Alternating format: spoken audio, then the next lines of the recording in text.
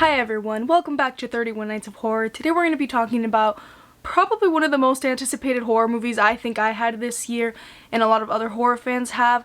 We're going to be talking about Halloween Ends. You know, I think everybody, whether we're really done at this point with the Halloween franchise or really into it still, we're eager to see how this was going to end, how they were going to wrap this trilogy up, how they were essentially going to wrap up Halloween in general, and whether it was actually going to end or it was just, you know, a name just to be a name and they were just gonna keep it going.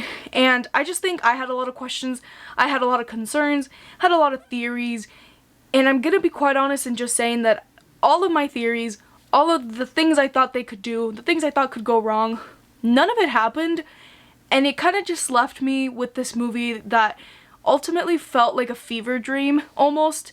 Like I really finished the movie, and usually when I finish a movie, I know exactly how I feel about something. I'm like, I either like it, I either dislike it. And with this one, I feel like my brain for a long time, honestly up until probably filming this video, and maybe still a little bit as I'm filming this video, is all like jumbled up in my head like, what did I just watch?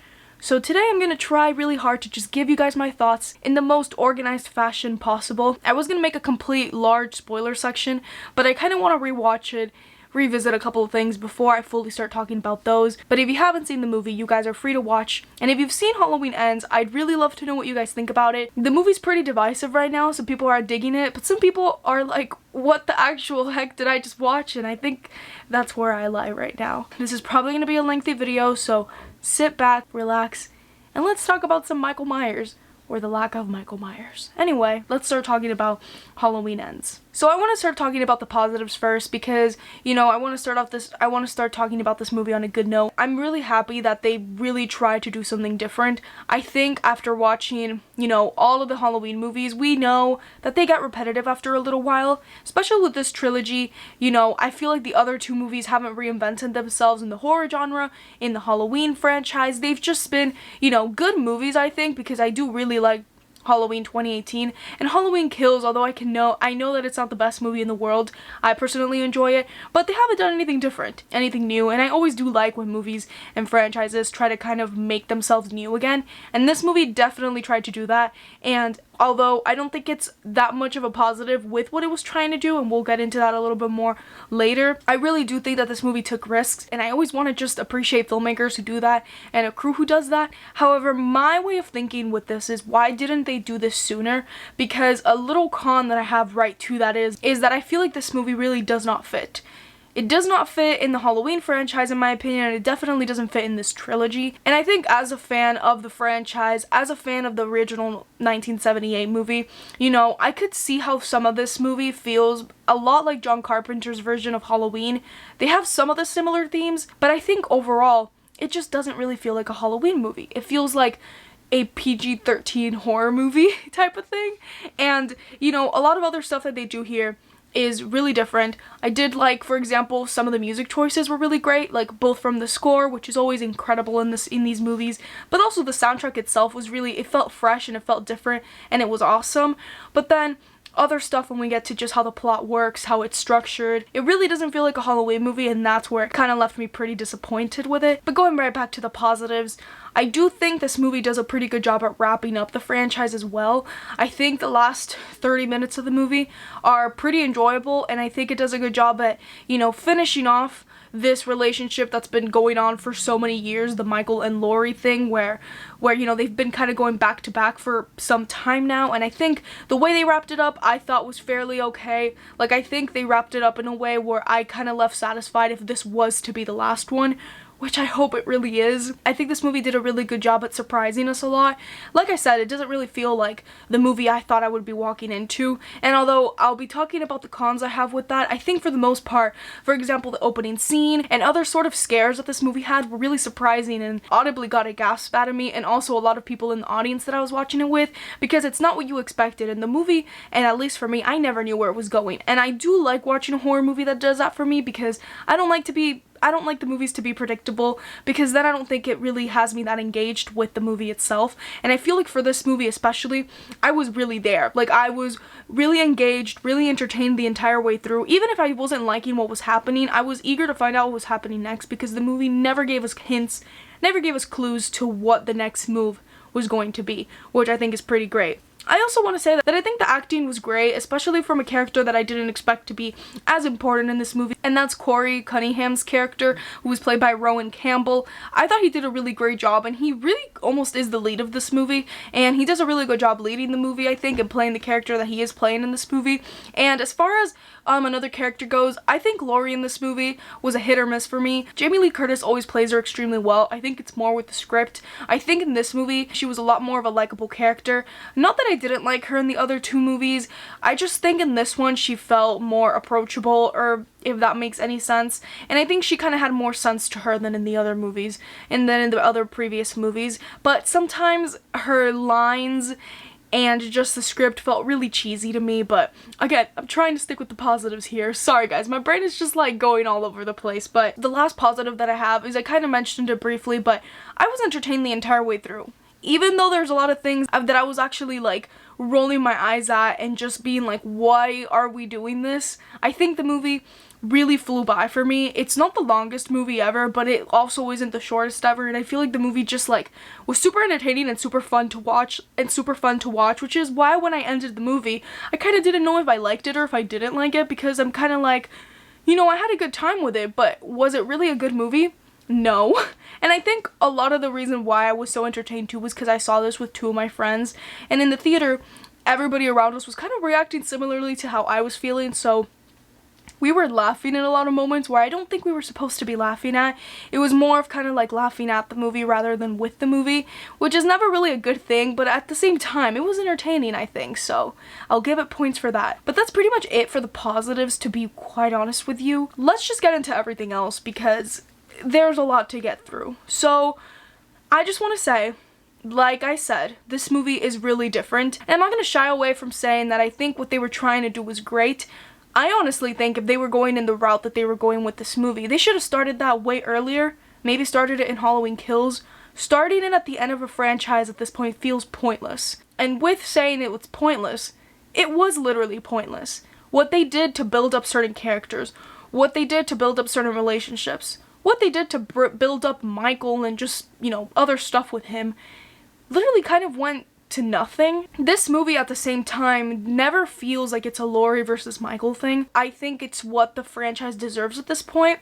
Yes, we do get Laurie versus Michael. We do get, you know, the confrontations, and we get like Laurie's feelings and just her battle against this. And there's a really cool scene towards the end of the movie that I think was really just greatly executed by the end of the movie, but I feel like it's so little of that's really not what I take away from this movie. What I take away from this movie is Corey's character, but then all the good thing that they might have been doing with him it's almost like they just threw it away. Like they were getting somewhere, and then somebody lost that draft of the script, and they were like, you know what, let's just go the easy way out. Because that's kind of what it felt like. It's like, if you're gonna do these risks, if you're gonna already like change the entire narrative of what we thought we were watching in this Halloween film, why not go for it? At that point, it just feels like you guys were too scared to really go for it, and like, it just felt like all the effort was for nothing. And even though the effort might have been good, all I come out of is just thinking of how badly executed I think it was. And I've heard that there's been a couple rewrites, you know, after the pandemic and stuff, they like rewrote the script, and you know, it does really kind of feel like an afterthought, because you know, they had stuff in here that I think could have been good, but it wasn't really executed, and it wasn't thought out as meticulously as I think it should have been. And it kind of just left me being like, what does this all even mean? Let me just say, Michael's barely in this movie, and I don't really think that's a spoiler. I just want to say that as a warning, if you're like wanting to watch this movie and you're a Michael super fan, you know, like you really liked Kills because Michael was going crazy in that movie, he's barely in this one. And, you know, if we go really back to the original 1978 Halloween, Michael's barely in that movie, and it really does show that less is more. But the reason that doesn't work here is because they're not really playing on the less is more. They're trying to kind of replace Michael with something and kind of just, you know, build something up that I just think makes no sense. I like the exploration of evil in this movie. I think it's interesting with movies, and Halloween is really known to do that. In all these Halloween movies, Michael has always been the embodiment of evil, and kind of in this movie we're talking about almost a spread of evil, and it's really interesting too how the movie kind of plays back into the town, which is also interesting because one of my favorite things from Kills was making the town, Haddonfield, its own character, and kind of how they almost say when Michael's gone, the town needs somebody to blame, whether it be Laurie, whether it be a random person who's committing crimes and they just call it Michael, or, you know, just random things like that. And, you know, we get a lot of dialogue and a lot of just imagery of how people blame others for things without really knowing anything. And we get that a lot here in this movie, and I think that's good. But I still feel like all of that was surface level. Even though I said that this feels the most like John Carpenter's Halloween, because we do kind of get that evil talk, and, you know, especially with Laurie, she's kind of exploring and telling characters like, you know, there's two kinds of evil, this and that. But with the original 1978 Halloween, it almost was like a feeling that was just embodied the entire way through. And in this movie, it kind of just feels like they're telling it to us, and they're not doing a very good job of telling it to us, and it doesn't sell me on anything. I also think a lot of the things they do with Michael in this movie are weird. By the end of Kills, we end the movie, and he's essentially like supernatural almost. And in this movie, I feel like they kind of continue that, I guess, but in a much weirder way. It's almost making Michael this like vessel of evil, which makes sense, I guess. It sucks me not being able to really explain it to you guys here in the non-spoiler part. You guys are probably like, what the heck are you talking about? But what they have Michael do and stuff, and just everything with Michael, it really like makes him feel less of a human than he is. I really like Michael being a human and only that. And I think anytime any of these movies have tried to like get out of that, it really just turns me off because it doesn't make it that scary. And again, I think what they were trying to do with all of that could have gone somewhere if they really nailed it at the end, but they didn't. And everything that they were trying to do, I feel like, was in a way trying to mess up with Laurie and Allison's relationship in the movie. Allison's character to me has always been pretty interesting. She's kind of like, you know, the newer generation of this family. She's traumatized because at this point her parents are both dead.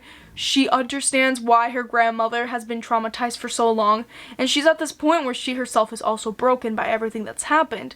And in this movie, whoever decided to write Allison's character does not know her at all. They made her seem like, oh yeah, I'm just gonna forget all about this for love type of thing. Like, yes, this movie literally had a love subplot, which could have been interesting. I'm gonna keep saying that. They could have really done something with it, but it was for nothing.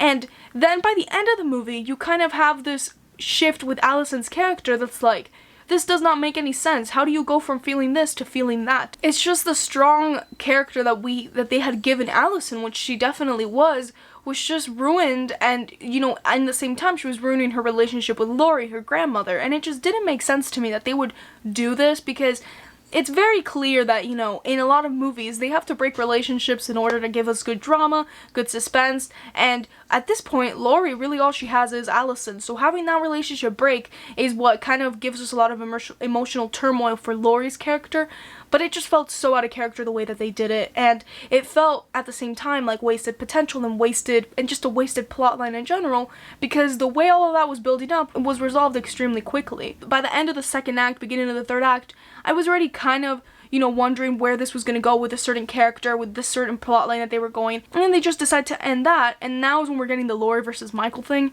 and it's like, I don't even get what Michael Myers is trying to do at this point.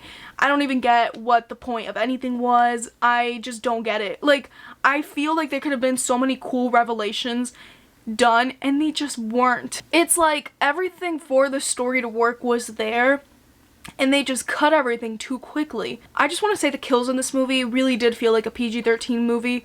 A lot of them happen off screen. There's a couple of them that are actually pretty cool. There's a certain one having to do with the record player and the tongue. That was insane. Like, the way that happened was crazy. That was a good kill. But all the other ones were just like sort of lame. And, you know, Kills really outdid itself with the kills. I mean, you know, if you've seen it, you know what I'm talking about. And it's not like I expected this one to be exactly like Halloween Kills, but it's just like the things that at this point have established this trilogy just aren't happening. It's like you've gotten me on board with some ideas for this trilogy and you guys are just like wasting them. Like, a lot of the things that happened in Kills were just wasted opportunities because, okay, the movie ended and I really liked that they killed Laurie's daughter, Allison's mom.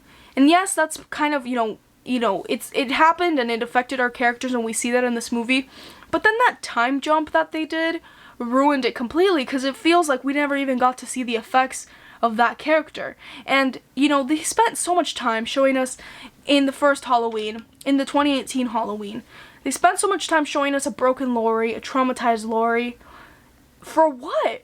Like, you guys should have done that at this point to really show us the effects of losing a daughter and having that anger build up inside of you.